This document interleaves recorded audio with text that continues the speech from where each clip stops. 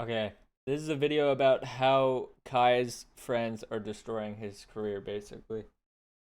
So with everyone in Cenat's circle being exposed or having some weird controversy under their belt, I think it's finally time we look at how Hold on.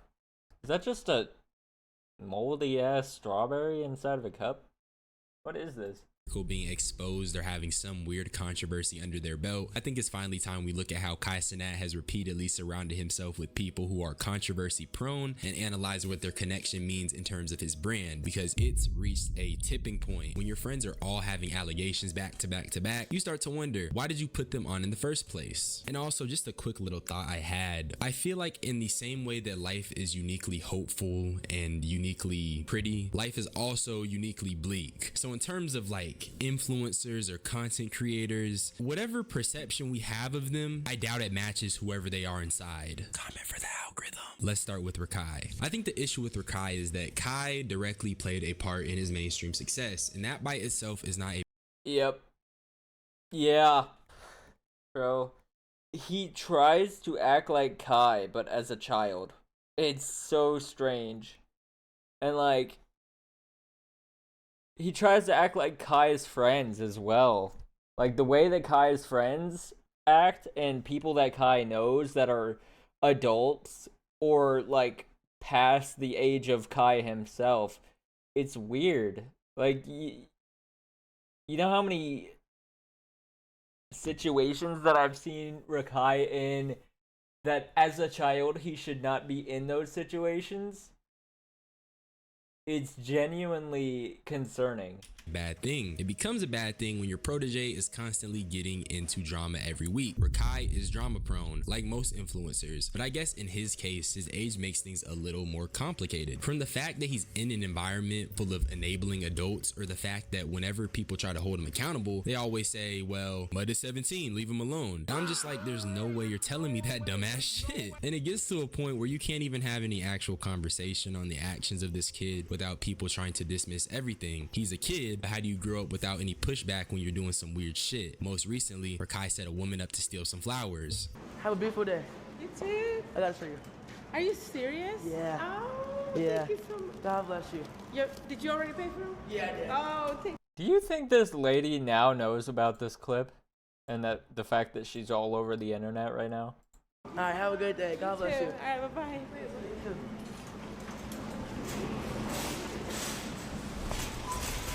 And honestly, he gave a pretty shitty excuse of an assistant going back and talking to this woman, but low-key, that story is most likely BS. Top 10 things that did not happen. Really the type of stuff that Jack Doherty be on. And I'm not saying that those two people are one-to-one, but it's levels to the behavior, and the lack of real tangible pushback only enables it. Which brings me back to this whole thing about enabling adults, because the people Rakai are around are a direct influence to who Rakai is. While he has his own strong personality, he's around characters like Ray, Tylil, and Dez, who they themselves have their own issues, which I'll be talking about in a little bit. But if a crash out is around other crash outs, what do you think is gonna if an immature teenager is around a bunch of other crash outs who are older than him, what is he gonna be entitled or enforced to do?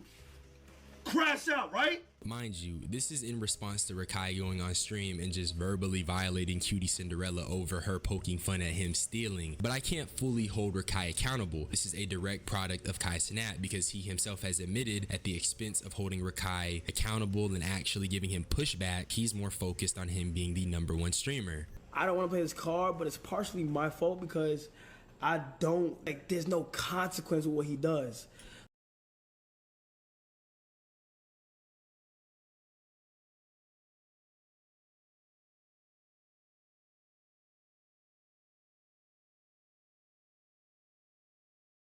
Good thing Kai doesn't have kids, bro. So, like, I never take it there with his parents or his mom and shit. You feel me? Because I see the good in Rakai. I mean, I actually feel like Rakai will be the biggest. I think he's going to be the Okay, but you need to see the bad things that he does too.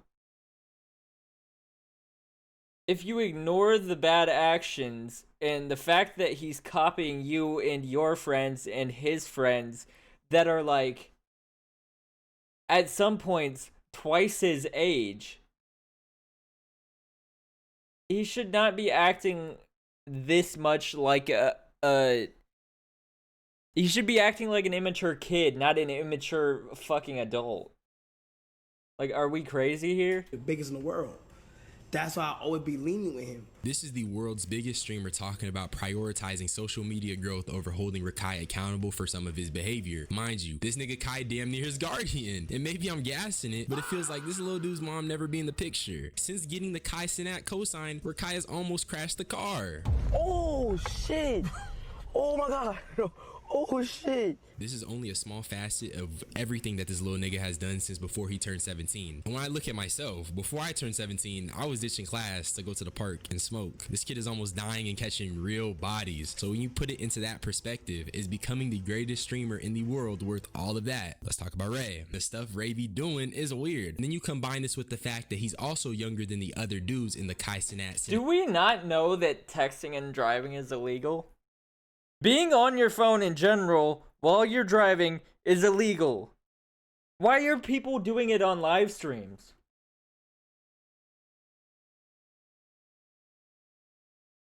What the fuck? The amount of people that have almost died from people being on their phone, looking at chat and doing bullshit on their phones while driving is... Like, you can't even count how many times it's happened at this point. Cinematic universe, even though he's 20. That's still a grown-ass man. Let's start with his defense of Oh, Nina he's Lynn. 20. Okay. I just have fun, feel me? I just have a good stream. Feel me? That's me, gang. What are we I'm watching? Kid Buck, bro. How to destroy your friend's career. I got a lot of bad past. Everybody should have a new chance, feel me? And Nina, I seen that as a man, bro. That's how I think, bro. That's how I think of, bro. No, So does everybody else, though. okay, bro. If somebody yeah. Now, obviously, I mean, You watch Iron Mouse getting stressed out? Yeah, that was the one I just watched before this. video on this already, so I'm not going to be just regurgitating everything and all that information, but this is during the height of the Nina Lynn controversy. So for Ray to take such an odd stance about defending the SA specialist, it is pretty weird. I'm not gonna lie, twin. And like Rakai, Ray was someone that Kai had an enormous hand in helping prop him up into mainstream success. It just looks bad on Kai when people that you're pushing are the ones who continue to find themselves in weird controversy. And it's ranging from reckless behavior to actual predatory controversy. What makes his Ray stuff weirder is that he was allegedly still hanging with the disgraced cameraman Chris. Yo, ma. What up, gang? You good, buddy? Yeah, buddy. Yeah, gang. Bye, bro. My boy Chris. She basically she showed me every single thing. I asked her to confirm the iMessage, to confirm the number. Oh yeah, this is about his cameraman being a PDF file or whatever. This was so long ago at this point. It's confirmed.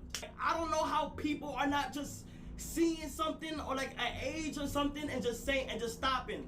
It was just some messages that it's some messages that looks fucking crazy, bro. Shit fucked me up, cause like, nigga, what the fuck are you doing? Like, what are you doing?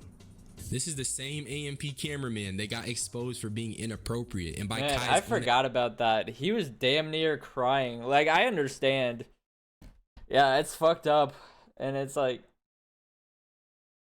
a lot of this stuff does fall back on him. I'm not saying it should.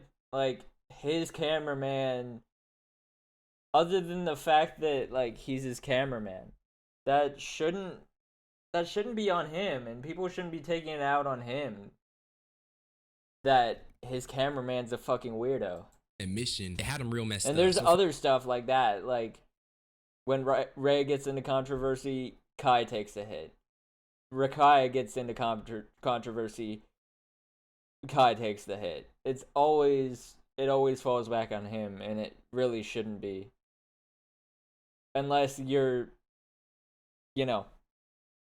you directly brought Rakai into this world, basically, and aren't correcting him on his actions. From defending someone who was showing no remorse after SA, and then still hanging with someone who Kai claimed had him real messed up just by seeing the messages between him and the victim, that's just crazy as fuck. This is a PR 360 Kai Cenat got locked into. It's the worst 360 you can imagine. You put niggas on, now everything they do has a chance to reflect negatively on you just by the opportunity you gave them. And to be fair, a lot of that is justified in my opinion. Let's talk about Dez. The thing with Dez is that he is a PR disaster in every sense of the word. Very loud, very brash, and honestly emotionally immature to a fault. And earlier this year, he was beefing with Rakai, who is a child, and he was dropping slurs live on Twitch to hundreds and thousands of people. Watch this. 30? Fuck. Look, yo, come on, get out. Get the fuck out, gang. Get out. And recently, he was getting allegations of saying crazy things at the stream. I don't get it. Like,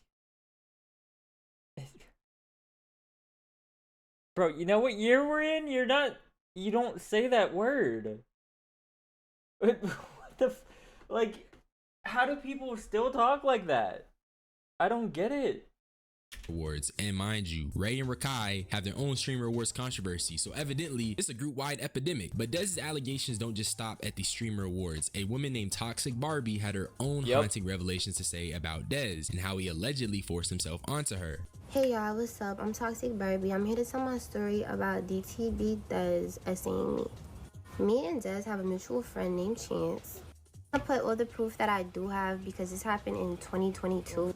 Then this is the weapon comes into play. I see that he has a weapon. We're just chilling watching TV, and I swear to God, he literally just got on top of me. And I was just generally so confused. The thing is like really this big, and I didn't feel nothing but a pressure of a 200-pound man on top of me. He did not ask for my consent. Not to mention, she also got claims of him being a deadbeat father, and these are all things that happened this year. Well, most of it. I'm not too sure on the original Toxic Barbie allegation, but I mean, I guess technically it was something that also happened this year since she came back out and said them again. And all of this will inevitably fall back on Kai Cenat. He is the only reason Dez is getting mainstream attention, and that's via association with the Kai Cenat brand. And if all your associates are getting allegations back to back, and he's always the fall guy, bro. Like, it kind of sucks for him. Their own career-ending controversies, then we're gonna look at you funny too. Let's talk about Ty Lil. His shit is insane, and honestly, I was waiting for bro to respond, and he did. But his response boils down to a single IG story with him claiming he never essayed anyone. Oh my god. That was literally his only response. So instead of just talking about Jordan Pauline, let me start by showing you guys the clip that I found of Ty Lil getting up and humping a woman. Relax. Wait, hold on. Wait, what the fuck? This your man? Wait. He did this so abruptly, and there was no hint that she wanted that, and everyone in the room is just kind of brushing it off like Ty Lil didn't. Well, even Ray looks surprised, like shocked and surprised, and like, what the fuck in the background there. No hint that she like, look at Ray in the background. He's like, what the fuck was that? Yeah, like, it's weird. What the hell are you doing? That, and everyone in the room is just kind of. This is not a situation of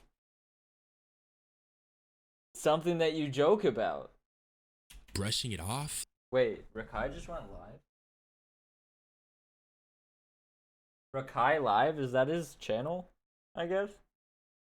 Like Ty Lil didn't just do some weird stuff. And she even asked Kai, or at least I assume she was talking to Kai when she said this, is that your man's? It's your man? Wait. Which props to her, because in situations like these, it's hard to speak up. I'm already knowing. And Ray somehow makes a cameo here too, because apparently he had seen the clip of this happening with Ty Lil, and this creator put him on blast. When Ty Lil unconsensually humps a girl on stream.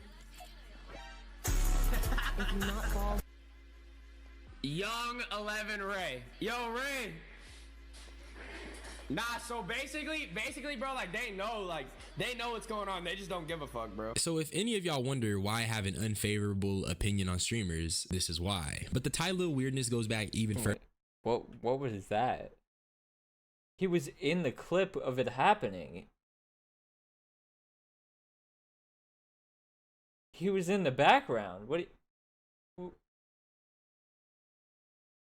He just brought up something for basically no reason. I don't understand what the significance of what he was saying was. Further, because pre-stream era, he was doing freaky IG lives, and the caption claims that during this time he was exploiting young girls to get laid. Can't verify those claims. What I can say is that the video is 2 minutes long. It's Ty Lil having a shorty throw him some neck, and you can hear it. And he's flipping the camera too. There's like a mirror in front of him. It's just some weird stuff. I don't know how this guy is like on the Kai Cenat team. This is crazy. Now I want to show you guys all this before getting into the actual Jordan Pauline stuff, because having this context in mind makes everything that she's gonna say more feasible, or at least it did for me. I was sexually assaulted at a party, a streamer award party. And not only that, it's by somebody that you guys fucking love, and I'm tired, bro. I already said it, guys. I already said it. Yeah. And we've already talked about this already. We already talked about who it is. Whoever caught it, but I'm not gonna say it because I still have to make sure my integrity and whatever the fuck else is secure. If I'm not mistaken, the thing about Dez and this thing about Ty Lil both came out after the Streamer Awards. After Ty Lil was accused of saying horrible things about Fan in the Streamer Awards bathroom, and how he was gonna, you know, do stuff to her because she made a rude joke about Kai. And then we found out later from the same guy who made the accusation that it was actually not Ty Lil, it was actually Dez. And now both of them have SA accusations levied against them as well, less than a week later. And then I will say the name of who it was. Insane. Fully.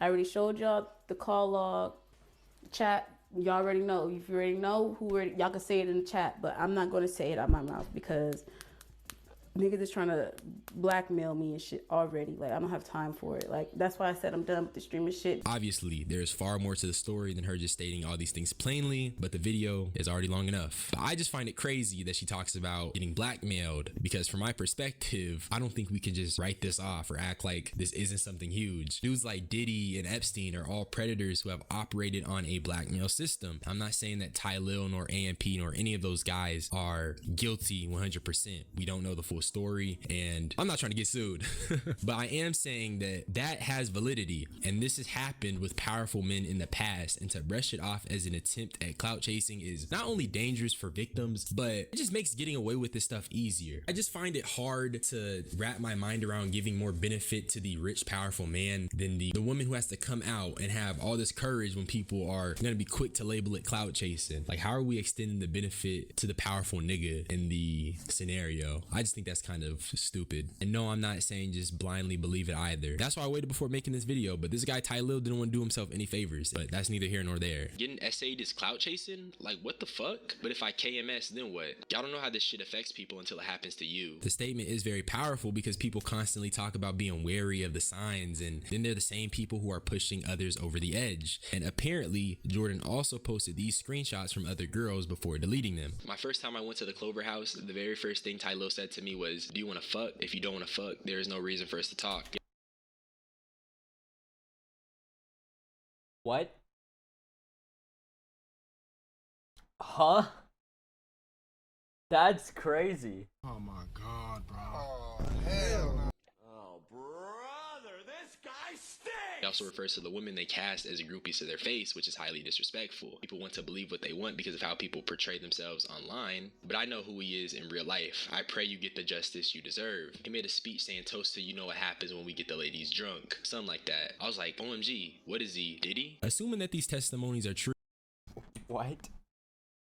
Toast to you. Saying toast. What? You know what happens when we get the ladies drunk. Oh my god. He's drunk, something like that. I was like, OMG, what is he? Did he? Assuming that these That does testimonies sound like are true, Diddy, bro. that nigga is just weird. And talking about knowing what happens when the women get drunk and telling potential women you're casting that they have to sleep with you guys or they have no reason to be there is weird. Jordan recently came out about how legal action is underway and reaffirmed that this is not a clout chase and that this is a serious situation she intends to fight and a situation she wants to turn into awareness. So with that being said, in my opinion, the Clover Boys are a brand risk. I will say though, Rakai and Reggie Good are shit. the only She ones who I should can take see him to court, bro. if that's what genuinely happened, then the justice needs to be served.